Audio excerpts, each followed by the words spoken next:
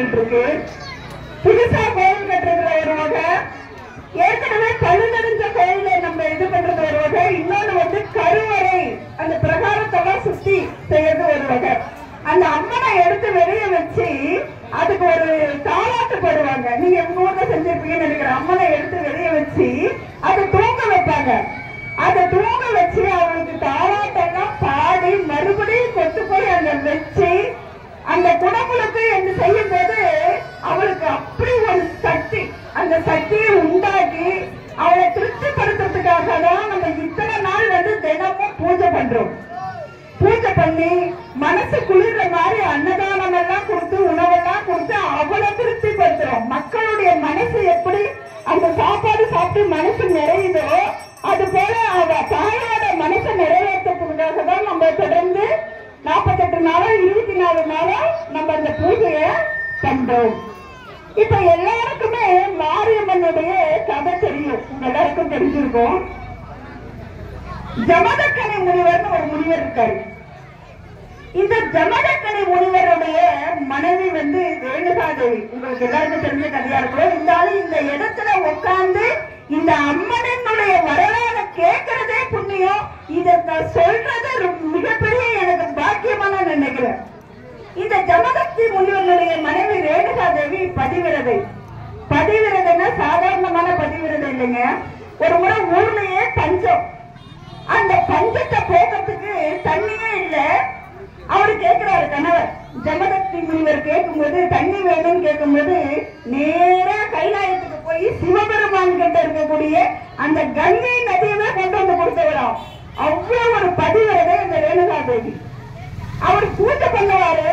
பூஜை பண்றதுக்காக தினமும் ஆத்தங்கரைக்கு போயிட்டு கொடம்னா அன்னைக்கு புதுசா அந்த மணல்லையே ஈர மணல் அப்படியே குடத்துல செஞ்சுட்டு மணல் எடுத்து கொடை செஞ்சு அதுல அப்படியே தண்ணி கொண்டாந்து கொடுப்பாரோ அந்த அவருடைய மனைவி ரேணுகாதேவி. அப்படின்னா அந்த பச்சை மண்ணுல குடத்தை பண்ணி அதுல தண்ணி மொண்டு போய் கொடுக்குறான்னா எப்படி ஒரு பதிவிரதையா இருப்பாங்கிறத நம்ம பாத்துக்கணும்.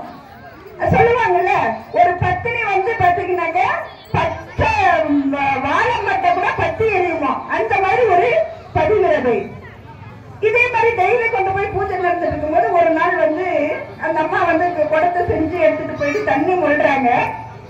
மொண்டுட்டு இருக்கும்போது மேல ஆதாயத்துல ஒரு கந்தர்வன் வந்து போறோம். அந்த கந்தர்வன் வந்து விமானத்துல போயிட்டு இருக்கிறோம். போயிட்டு இருக்கும் போது அவ்வளவு ஒரு அழகா இருந்தானோ. அப்ப அந்த அம்மா அவளுடைய பிம்பம் வந்து அந்த தண்ணி மொழும் போது அந்த குளத்துல ஆத்துல தெரியுது.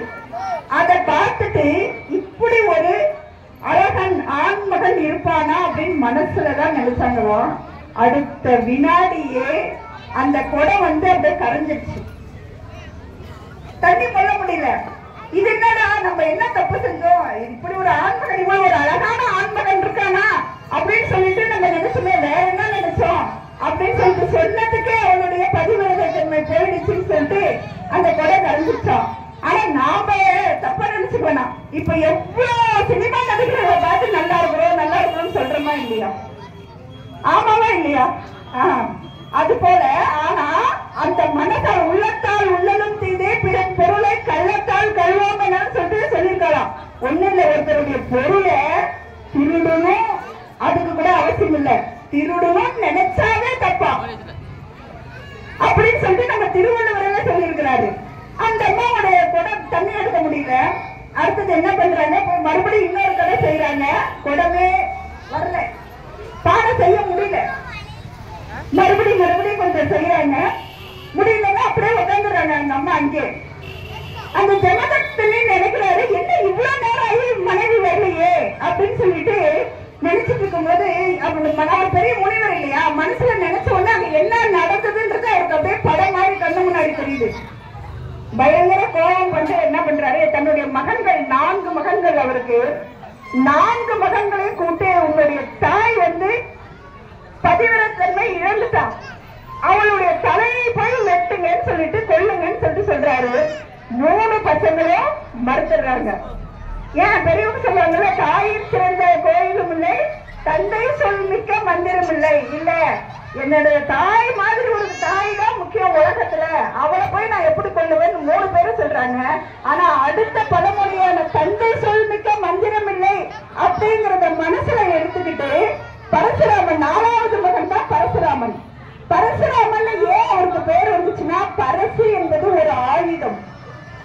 பரசு என்ற ஆயுதத்தை அவர் தவம் இருந்து பெற்றதுனால அவருடைய பேரு பரசுராமன். இந்த பரசுராமன் என்ன பண்றாரு, சரி தந்தை சொல் மிக்க மந்திரம் இல்லை இல்லையா, என் தாயை போய் நான் கொண்டுட்டு வர அப்படின்னு சொல்லிட்டு போறாங்க. அந்த அம்மா அவ வந்து ஒரு